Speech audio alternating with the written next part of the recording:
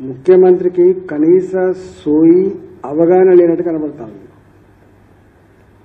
ఎన్నికల ముందు నేను చెప్పిన మాట, ఒక్కనాడు నిలబడి ఒక 5 ఏళ్ళు ఎమ్మెల్యేగా పనిచేసిన అనుభవం లేకపోయా, ఎంపీగా నిలబడి ప్రజల మధ్యలో సమస్యలు పరిష్కరించిన అనుభవం లేకపోయా, నీళ్ళ మీద దెబ్బ కొట్టినట్టుగా మీద మీద మీద మీద నడిచి సోషల్ మీడియా, అబద్ధపు ప్రచారాలు, మీడియాని మేనేజ్ చేసుకొని డబ్బులతో నువ్వు పైకొస్తున్నావు రాజకీయంగా, ఇది నడవదు అని చెప్పినాం.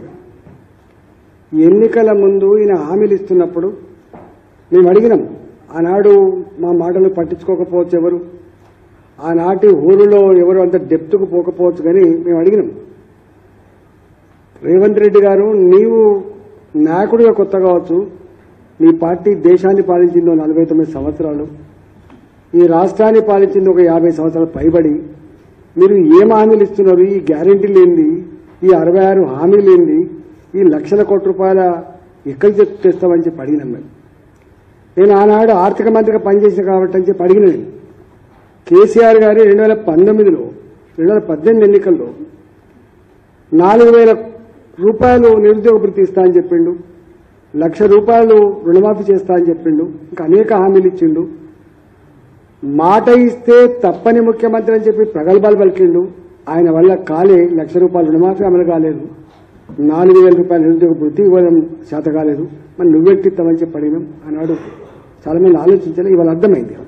ఇవాళ పేపర్ చూస్తే ప్రతి నెల 6,600 రూపాయలు అసలుకు వడ్డీకే సరిపోతుంది.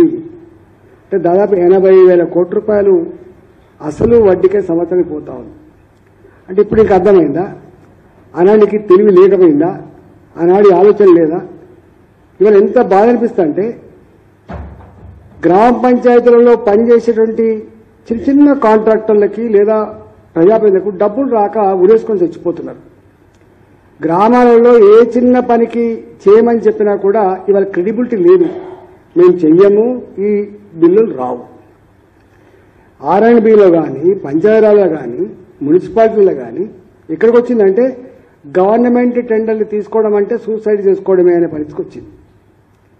ఈ మున్సిపాలిటీలలో GHMC పరిధిలో 100 కోట్ల రూపాయలు పనులు చేయించుకొని బిల్లులు చెల్లించలేక వాళ్ళు ఇచ్చేటువంటి కాగితాలు బ్యాంకులలో పెట్టుకొని మీరు అప్పు తెచ్చుకోండి, 6 నెలల తర్వాత 6 నెలల వరకు మీరు వడ్డీ కట్టుకోండి, 6 నెలలకు కనుక మీ బిల్లులు పే చేయకపోతే మేమే వడ్డీ అసలు కడతామని చెప్పి చిట్టీలు కుదవబెట్టించేటువంటి దౌర్భాగ్య పరిస్థితి రేవంత్ రెడ్డి. ఇవాళ నీ వాలకమేందో ఇవాళ అర్థమవుతా ఉంది.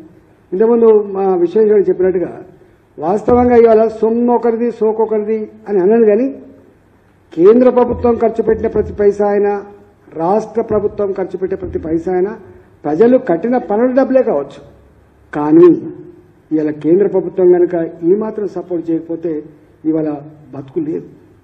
నేను 100 సార్లు చెప్పిన, నీకు దమ్ముంటే చెప్పు, ఎక్కడంటే అక్కడ చర్చ పెట్టుకుందాం.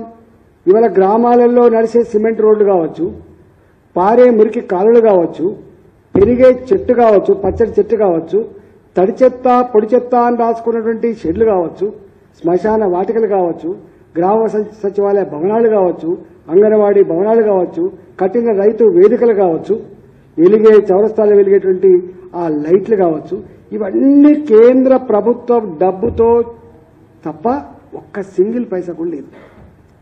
దీని మీద చర్చకు వస్తావా చెప్పి మాట్లాడదాం. ఎక్కడంటే అక్కడ చివరికి గ్రామ పంచాయతీలలో పనిచేసే సిబ్బందికి కూడా జీతభత్యాలు లేకపోతే, గదే 15th ఫైనాన్స్ కమిషన్ డబ్బులు వస్తే జీతభత్యాలు ఇస్తున్నారు.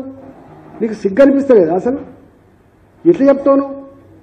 అసలు మోడీ గారితో పోల్చుకోవడం సాధ్యమవుతుందా?